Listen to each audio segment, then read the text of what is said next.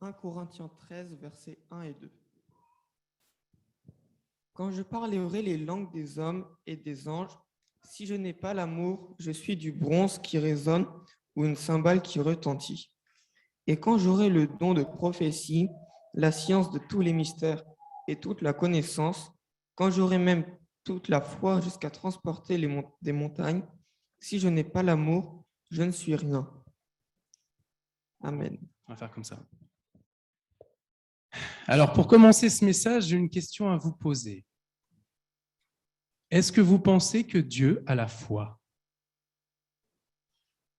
Là, je vois des regards, je vois des sourires, je vois des yeux un peu... De quoi il parle ? Est-ce que Dieu a la foi ? Oui, oui, bien sûr, Dieu a la foi.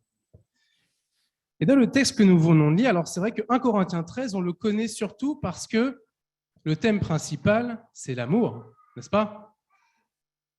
Mais il va nous permettre d'embrayer sur un sujet très important, sur une foi très particulière, que Dieu invite que nous ayons tous, petits et grands. Je pense que c'est un message important pour les jeunes, ça va vous montrer que vous avez énormément de valeur aux yeux de Dieu, et pour les grands aussi, parce que vous allez voir.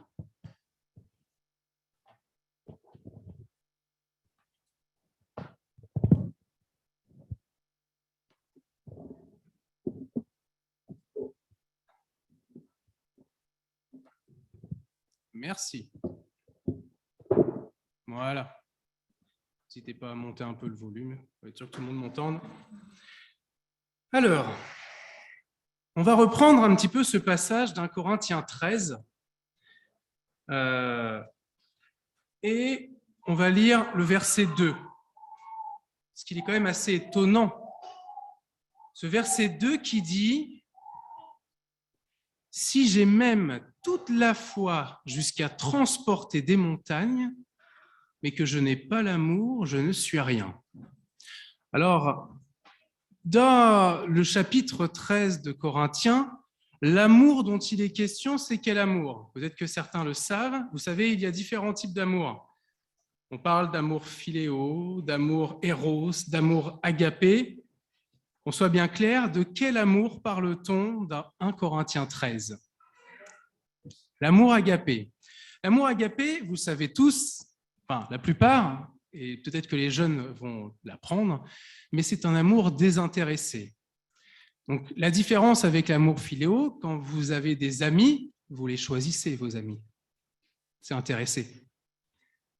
L'amour éros, quand vous choisissez un compagnon pour la vie, un homme, une femme, c'est intéressé, vous ne la choisissez pas au hasard. L'amour agapé est un amour désintéressé. Et retenez bien ce terme dans le verset qu'on vient de lire, quand il dit « si j'ai même toute la foi », le terme grec employé dans la Bible, c'est le terme « pistis ». Je vous demande juste de retenir, c'est « pistis » qui est employé en grec. J'aimerais maintenant qu'on prenne un passage très connu, peut-être que certains vont me le réciter par cœur. Si je vous dis 1 Jean 4, verset 8, c'est un verset très court, 3 mots. Alors on sait que le plus court, c'est « Jésus pleura », mais il y a un verset avec 3 mots essentiels. Dieu est amour. Ici, chers jeunes, enfin tout le monde, on parle également de l'amour agapé, n'est-ce pas ? On parle de l'amour agapé. Et on dit qu'il est amour, ça veut dire qu'il n'est pas aimant.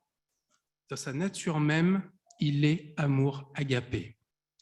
Donc maintenant, on va reprendre 1 Corinthiens 13 et on va changer le mot amour agapé, puisque Dieu est amour, par le mot Dieu.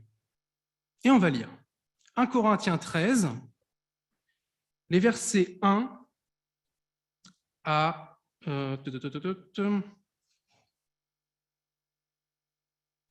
verset 1 à 13, il me semble. Non, pas ça. Non, verset 1 à 7, excusez-moi. Alors, quand je parlais la langue des hommes et des anges, si je n'ai pas Dieu, je suis une pièce de bronze qui résonne ou une cymbale qui retentit. Quand j'aurai la capacité parler en prophète, la science de tous les mystères et de toute la connaissance, quand j'aurai même toute la foi qui transporte des montagnes, si je n'ai pas Dieu, je ne suis rien. Quand je distribuerai tous mes biens, quand je livrerai mon corps pour en tirer fierté, si je n'ai pas Dieu, cela ne me sert de rien. Et là, on arrive dans la partie où on présente le caractère de cet amour qui est agapé. Donc l'amour est patient, donc Dieu est patient. Dieu est bon, il n'a pas de passion jalouse. Dieu ne se vante pas, Dieu ne se gonfle pas d'orgueil, Dieu ne fait rien d'inconvenant, Dieu ne cherche pas son propre intérêt, Dieu ne s'irrite pas, Dieu ne tient pas compte du mal. Dieu ne se réjouit pas de l'injustice, mais il se réjouit de la vérité. Dieu pardonne tout. Dieu croit tout. Dieu espère tout. Dieu endure tout. On va se pencher sur ce verset 7. Dieu croit tout. Il est intéressant quand on voit le verbe croire. En hébreu, c'est pistéo. C'est la même racine que la foi. Donc Dieu aurait-il une foi capable de tout croire? Mais comment ça se traduit, ça? Dieu croit tout. Il croit en quoi? Dieu est tout-puissant. Dieu est éternel. Enfin, ouais, c'est Dieu. Pourquoi aurait-il besoin d'avoir la foi? Une très bonne question qu'on doit se poser, parce qu'aujourd'hui, il ne s'agit plus seulement d'avoir la foi en Dieu, mais d'avoir la foi de Dieu. Je pourrais dire la foi de Jésus, Dieu et Jésus. Alors Jésus a eu un parcours particulier, mais ça reste Dieu qui s'est fait homme, qui est descendu sur la terre, qui a vécu ce qu'il a vécu, qui est mort, qui est ressuscité, qui est au ciel, mais ça reste Dieu. On a besoin d'une foi, mais pas de n'importe quelle foi. Donc ici, dans ce verset, on voit que celui qui a la plus grande foi, c'est pas nous, c'est Dieu. Et ça peut paraître fou parce que dans l'histoire du christianisme, bien souvent, on a l'impression que ça tourne autour de notre foi. De la foi des patriarches, Abraham est le père de la foi des uns, la foi des autres. Comment se traduit cette foi? Je vous propose de prendre une petite parabole pour comprendre comment se traduit la foi de Dieu, parce que c'est vrai que ça peut paraître un peu abstrait. Si on va dans Matthieu 13, on va prendre les versets 44 à 46. Matthieu 13, versets 44 à 46, il y a deux petites paraboles. Il faut bien les comprendre, ces deux paraboles, parce qu'elles sont différentes. Il y a la parabole du trésor caché et la parabole de la perle. Alors, la première parabole, verset 44, il est écrit « Voici à quoi le règne des cieux est semblable. Un trésor caché dans un champ. L'homme qui l'a trouvé le cache et dans sa joie, il va vendre tout ce qu'il a pour acheter ce champ. » Ok, le royaume des cieux, c'est un trésor caché dans un champ. L'homme qui le trouve, c'est qui? C'est qui l'homme qui le trouve? Non, c'est pas Jésus là pour le coup. L'homme qui le trouve, c'est nous-mêmes. Nous, on recherche un trésor caché. D'ailleurs, la Bible dit bien qu'il faut rechercher premièrement le royaume des cieux et tout vous sera donné par-dessus. Ce trésor caché, l'homme le recherche. Ok. Par contre, la parabole de la perle, parfois, il y a des confusions qui sont faites. C'est de la suite, versets 45 et 46, où on dit « Voici encore à quoi le règne des cieux est semblable. À un marchand qui cherchait de belles perles. » C'est plus un trésor, le royaume des cieux. C'est un marchand qui recherche de belles perles. Ayant trouvé une perle de grand prix, il est allé vendre tout ce qu'il avait pour l'acheter. Bon, qui est ce marchand? Qui est ce marchand? Sachant que le royaume des cieux est semblable à ce marchand. C'est Jésus. C'est Jésus, n'ayons pas. Voilà, il n'y a pas d'énigme. Jésus est ce fameux marchand. Et Jésus, il trouve une perle de grand prix à ses yeux. il va vendre tout ce qu'il a, tout ce qu'il possède pour l'acheter. Qui est cette perle d'après vous? C'est vous. Vous êtes cette perle de grand prix. Ces petites choses, mais qui, aux yeux de Dieu, ont un prix tellement important que Dieu a été capable de tout dépenser pour elles. Alors, je vous le demande, le prix, ça a été quand même le prix de son sang à la croix. Cela ne demande-t-il pas une grande foi que de mourir pour des vilains que nous sommes, pour des pécheurs que nous sommes? Est-ce qu'il ne faut pas une grande foi pour mourir pour des pécheurs? Dans les films de super-héros, les jeunes, vous en regardez souvent des films de super-héros. Ma question, pour qui sont prêts à mourir les super-héros dans les films? Oui? Pour qui sont prêts à mourir les super-héros? Quelqu'un? Hein? Le monde, mais plus particulièrement pour une catégorie de personnes. Hein? Les gentils. On est d'accord avec ça? Bon, le christianisme, c'est la seule histoire dans laquelle le héros est prêt à mourir pour des méchants. Et ça, il faut bien le prendre conscience. Parce que la foi dont je vais vous parler aujourd'hui, j'espère qu'elle transformera votre vie. Donc l'évangile, c'est le fait que Dieu fut prêt à tout perdre pour notre salut. Il a tout abandonné pour venir sur terre, prendre un risque. Quand Jésus est venu sur terre, qu'est-ce qu'il était? Il était homme. Et ça, il faut bien le prendre conscience. Quand Jésus est venu sur terre, il s'est dépouillé de sa gloire. Alors certes, il y a des mystères, il est né par le Saint-Esprit dans une femme, mais si je vous dis quand vous naissez de nouveau, vous naissez de quoi? Du Saint-Esprit. Ok? Donc, certes, il est né de façon incroyable, mais il était pleinement homme quand il est venu sur terre. Et quand il est mort, il est mort. Ce n'était pas un mi-dieu, mi-humain, parce que s'il avait une once de divinité en lui, comment pourrait-il nous permettre d'acquérir ce salut, nous, êtres humains pécheurs? Comment Jésus a-t-il fait ces miracles? C'est seulement à travers la puissance de son Père que Dieu lui a donné. Ce n'est pas Jésus de lui-même qui a sauvé les gens pour les guérir de maladies ou quelque chose. Ce n'est pas de lui-même, mais c'est par son Père.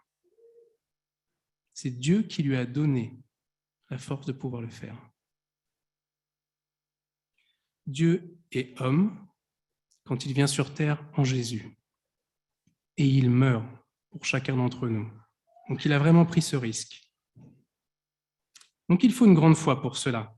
D'ailleurs, il est mort, il a choisi de prendre cette décision sans aucune garantie. Vous savez ce que c'est qu'une garantie? Vous savez. Alors, je vais prendre un exemple simple. Je pense que n'importe quel jeune fait des achats par Internet. Quand vous achetez quelque chose, qu'est-ce que vous achetez? Je veux que quelqu'un me donne une réponse. Allez, quelque chose qui vous vient à l'esprit. Vas-y. Un habit, ok. Tu voulais dire autre chose? Des chaussures? Peut-être un smartphone? Ok. Quand vous recevez et que vous achetez quelque chose sur Internet, je pense que quand tu reçois ton habit, tu ne veux pas qu'il soit troué. Non, bah non. Je pense que quand tu reçois ton smartphone, tu ne veux pas qu'il ne fonctionne pas. Si tu prends quelque chose, c'est pour que tu aies la garantie qu'il fonctionne. On est d'accord avec ça? Ok. Mais quand Jésus est venu pour nous racheter, il est venu sachant qu'on était hors service. Il nous a rachetés sachant qu'on était dysfonctionnels. N'est-ce pas? Quelle grande foi il faut pour décider de mourir sans savoir si toi, moi, on va quand même décider de le suivre. Il faut avoir foi en la personne quand même pour décider de mourir pour elle. C'est-à-dire que Dieu avait un regard particulier sur toi ou moi. Jésus-Christ a préféré prendre le risque de mourir plutôt que de vivre dans le ciel sans nous. Il a préféré boire la coupe de séparation avec son Père afin que nous puissions boire la coupe de communion avec lui. Quand Jésus était sur la croix, Dieu s'est détourné de lui. Son Père s'est détourné de lui à cause du péché qui était sur lui. Voilà l'histoire du christianisme et voilà l'histoire de cette foi. Si on prend Romains 5, alors Romains chapitre 5, versets 6 à 8, ainsi que le verset 10, il est dit ceci. « Car lorsque nous étions sans force, Christ, au temps marqué, est mort pour des impies. À peine mourrait-on pour un juste, quelqu'un peut-être mourrait-il pour un homme de bien. Dieu prouve par son amour envers nous, en ce que lorsque nous étions encore des pécheurs, Christ est mort pour nous. » Au verset 10, « Car lorsque nous étions ennemis, nous avons été réconciliés avec Dieu par la mort de son Fils. » C'est incroyable ça. Qui aujourd'hui, ici, est prêt à investir tout ce qu'il a pour le salut de son ennemi? Qui aujourd'hui est prêt à investir tout ce qu'il a? Vous les jeunes, les enfants qui sont ici avec moi là, est-ce que vous êtes prêts à investir pour le salut d'une personne qui vous fait du mal? Non, tu n'es pas prêt à ça? Et pourtant, Dieu a montré qu'il était prêt à mourir pour toi, même malgré les bêtises que tu as faites. Tu as fait des bêtises qui lui ont fait du mal, mais même en sachant ça, il a dit « Je veux quand même mourir pour toi. » C'est fou, hein? Alors, beaucoup de chrétiens, quel que soit leur âge, professent avoir la foi en Jésus. Mais ils n'ont pas la foi de Jésus. Différents exemples de la Bible nous montrent que la foi en Jésus, je vous le dis, ne suffit pas. Vous savez, dans la Bible, même les démons croient en Dieu. Ils savent qu'il existe. Mais ils n'auront jamais la foi de Jésus. Et pourtant, ils ont la foi. Ils savent que Dieu est là. Même les démons. Mais il y a d'autres passages qui nous donnent des exemples. Si on prend Jean 8, versets 1 à 11, on a une histoire que vous connaissez tous, mais qu'on va relire. Jean chapitre 8, versets 1 à 11, avec une femme qui a commis un adultère. Jean chapitre 8, versets 1 à 11. Jésus se rendit à la montagne des Oliviers, mais dès le matin, il alla de nouveau dans le temple, et tout le peuple vint à lui. S'étant assis, il les enseignait.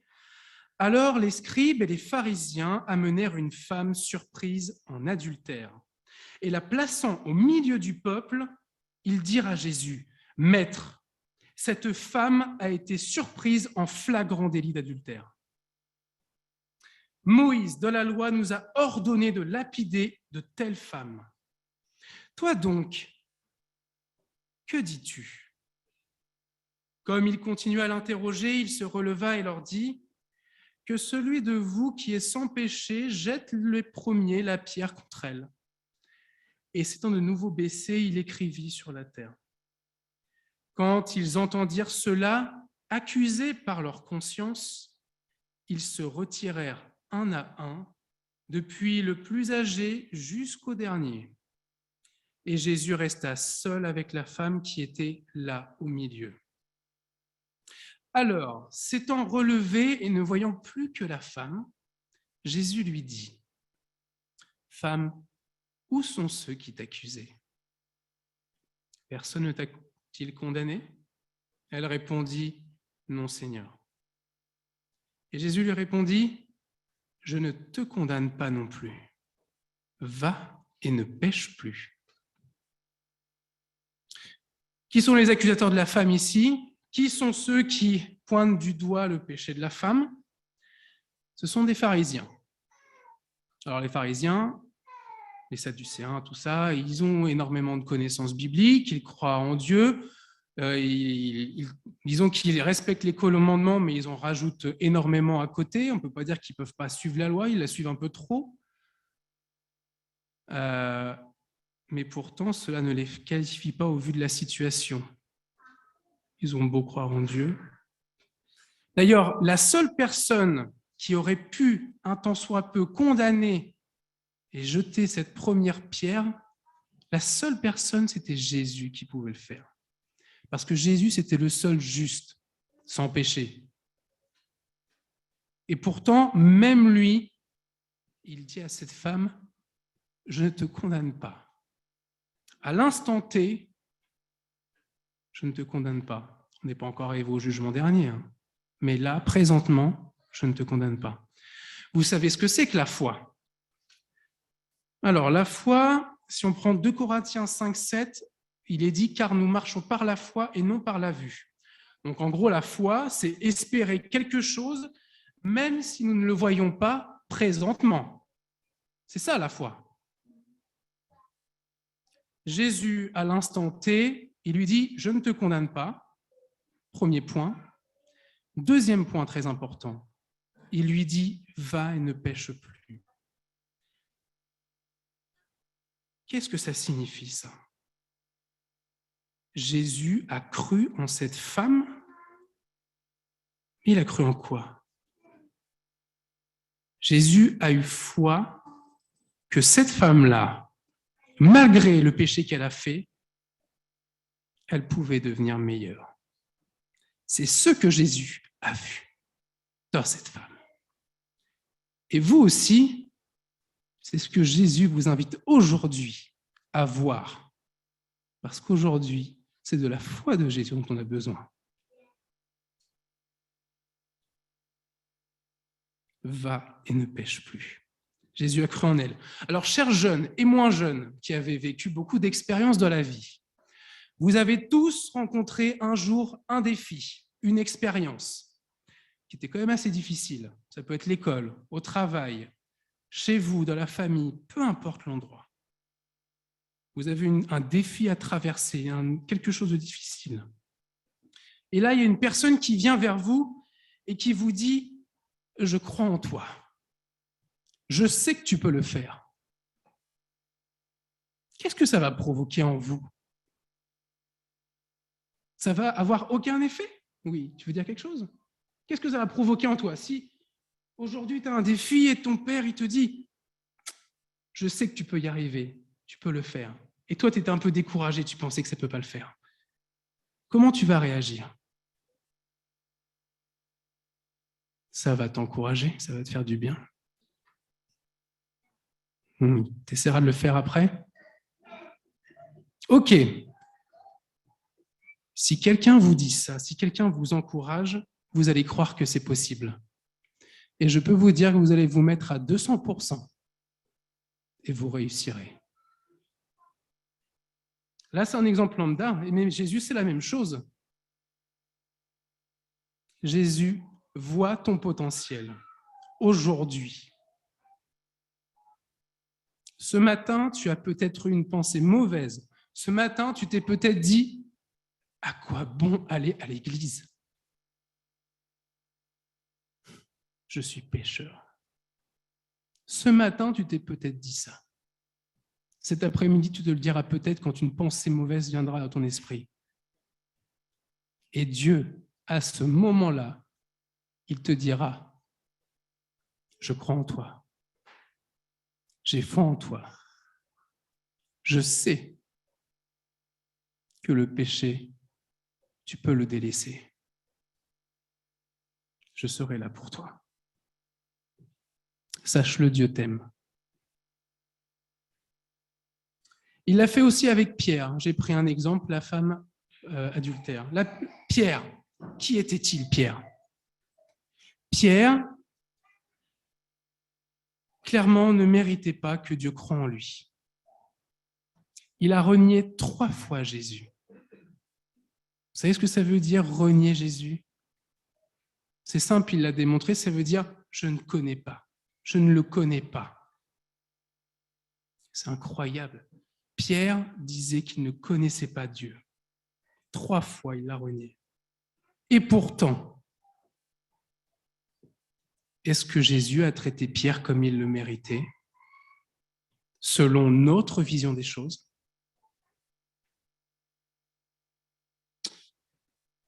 Oui, Jésus a eu la foi en celui qui l'a renié.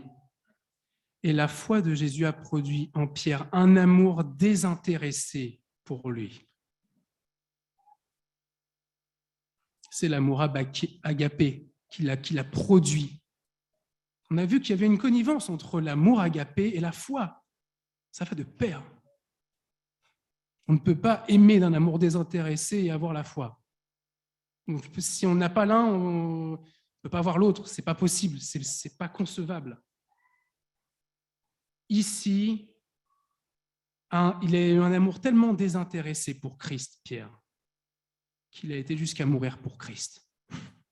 Il a été jusqu'à mourir pour Christ. Ce fut le leader des disciples. Seul l'amour éveille l'amour, et Dieu nous a aimés en premier. Seule la foi éveille la foi, et Dieu a eu la foi en premier pour nous. Vous savez, la majorité des gens condamnent et découragent. Oui, telle personne a fait ceci, telle personne a fait cela. Il y a la médisance parfois, il y a des ragots derrière. Seule une minorité de personnes cherchent à encourager. Des personnes qui malheureusement ont péché. Et vous savez, aux yeux de Dieu, il n'y a pas de petits péchés. Il n'y a pas de petits ou de grands péchés. Moi, je vous le dis. Si je regardais les péchés qu'a commis Hitler, je dirais c'est énorme. Je vais peut-être choquer certains. Mais ces péchés, c'est quantitativement, aux yeux de Dieu, qu'il a péché énormément. Mais qualitativement, les péchés qu'on commet, ça crucifie aussi le Christ.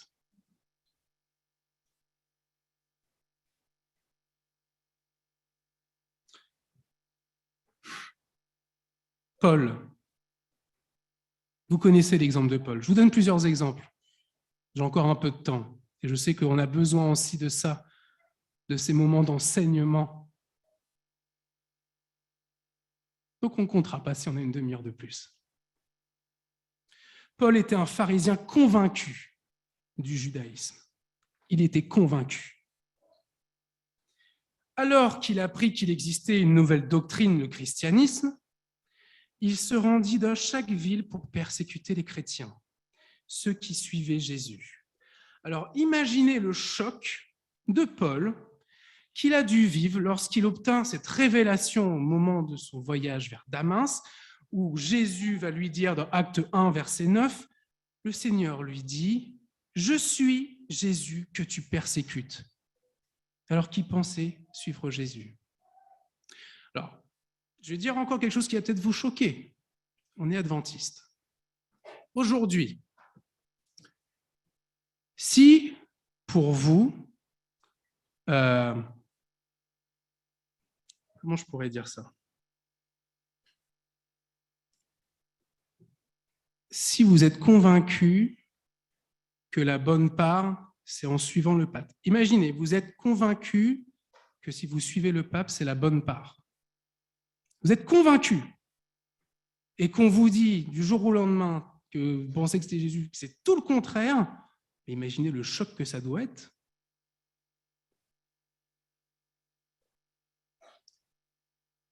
En plus de ça, vous savez qu'il va se passer plein de choses. Donc là, Paul devient aveugle après cette révélation, j'ai persécuté Jésus, c'est le choc. Qu'est-ce qui va se passer? Dieu va donner une révélation à une personne, Ananias. Qui était-il, Ananias? C'était un chrétien. C'était un chrétien. Et Ananias va, quand il va apprendre qu'il doit aller guérir Paul de son aveuglement, qu'est-ce qu'il va faire? Eh bien, il va dire que ce que Dieu, le Seigneur lui demande n'est pas une bonne chose. Il va même informer Dieu du mal que Saul de Tarse est en train de faire au peuple chrétien, comme si Dieu n'était pas au courant. Ça, c'est la réaction première d'Ananias. Et pourtant, Dieu va lui dire au verset 15 de Acte 1, « Va, car cet homme est un instrument que j'ai choisi pour porter mon nom devant les nations, devant les rois et devant les fils d'Israël. » Et d'ailleurs, même Paul, à ce moment-là, il considérait son cas comme désespéré, à tel point qu'il n'a pas mangé pendant un certain temps. Et ça, on peut le comprendre très facilement dans la suite du passage, quand on dit « Il se leva et fut baptisé à ce moment-là, et après qu'il eut pris de la nourriture, les forces lui revinrent. » Je peux vous dire que pendant cette période, il n'était pas en train de manger. Il était en train de considérer son cas comme un cas désespéré. Eh bien, aujourd'hui, je te dis, si tu considères ton cas comme désespéré aux yeux de Dieu, eh bien, sache que tu ne l'es pas à ses yeux et qu'il veut faire de toi un instrument. Que tu sois jeune, que tu sois plus grand, il veut faire de toi un instrument. C'est ce que Dieu voit en toi.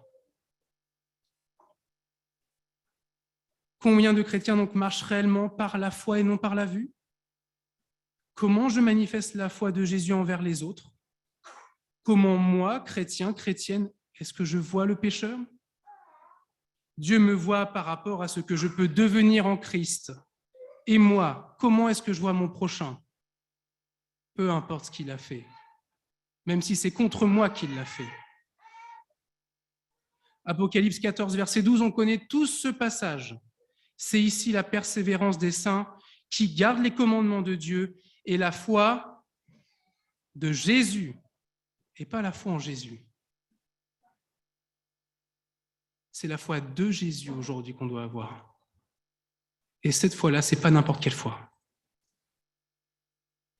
Affirme que beaucoup de chrétiens ne seront pas sauvés à cause de la manière dont ils vont traiter leur prochain. Et surtout dans les temps de la fin. Même au sein même des églises, de ceux qui se disent frères et sœurs. Prenons conscience de cela.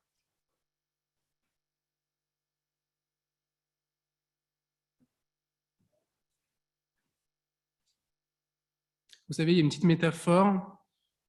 J'ai bientôt terminé, 5 minutes. Il y a un peu la métaphore du soleil et de la lune, on va dire ça comme ça. D'où est-ce que vient la lumière? Du soleil. D'accord. Comment est-ce qu'on voit la lumière de la lune? Est-ce que quelqu'un connaît ce processus? Oui?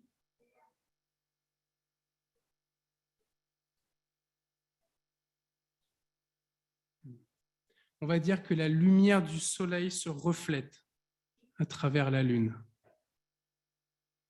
Le soleil, c'est Jésus. La lune, c'est nous. Et les rayons de lumière, c'est cette foi. Alors, si nous ne recevons pas la foi de Dieu aujourd'hui dans notre vie, dans notre cœur, comment est-ce qu'on pourra la transmettre? Nous devons refléter la foi de Jésus.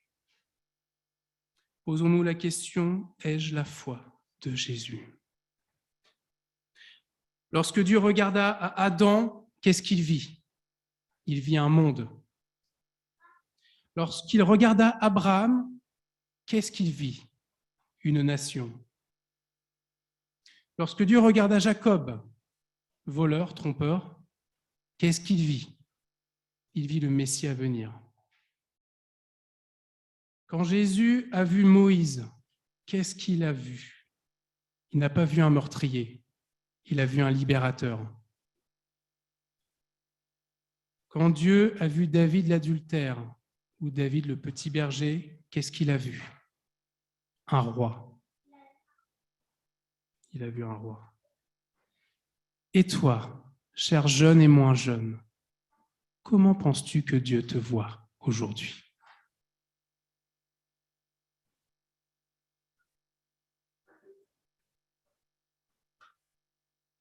Quand Dieu a vu Simon-Pierre, qui veut dire instable, il a vu celui qui deviendrait un leader.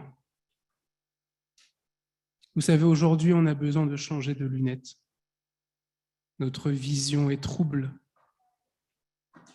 Si vous regardez à travers une vitre, là ça va, c'est propre.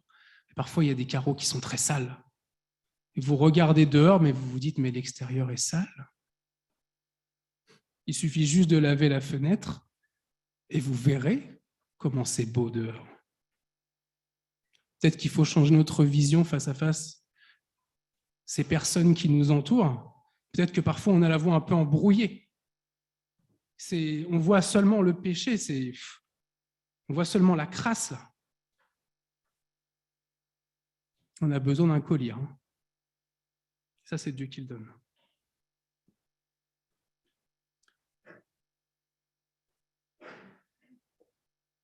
Notre amour pour Dieu, je vais vous dire quelque chose d'important, et peut-être qu'il va vous choquer, mais notre amour pour Dieu est égal à l'amour que nous avons pour la personne que nous aimons le moins. Notre amour pour Dieu est égal à l'amour de la personne que nous aimons le moins. Et là, on se dit qu'il faut changer de perspective. Si nous avons expérimenté réellement la foi de Jésus pour nous-mêmes, nous ne pouvons que le distribuer autour de nous à ceux qui, selon nous, ne le méritent pas. C'est facile d'aimer ceux qui nous aiment, mais Jésus a dit que si nous voulons ressembler au Père qui est dans les cieux, nous devons aimer nos ennemis. Cela demande beaucoup de foi, de croire en quelqu'un qui, selon nous, ne le mérite pas. Tendre la main à ce genre de personnes, vouloir les aider à s'en sortir, voilà la foi de Jésus. N'oubliez pas que cette foi en chacun de vous, que c'est cette foi que Dieu a en chacun de nous qui l'a amené à se dépouiller, à venir sur terre pour ces petites perles qui l'ont amené jusqu'à mourir sur la croix. Donc aujourd'hui, faisons le bon choix, celui d'une foi de qualité, celui de cette foi-là, la foi de Jésus. Amen.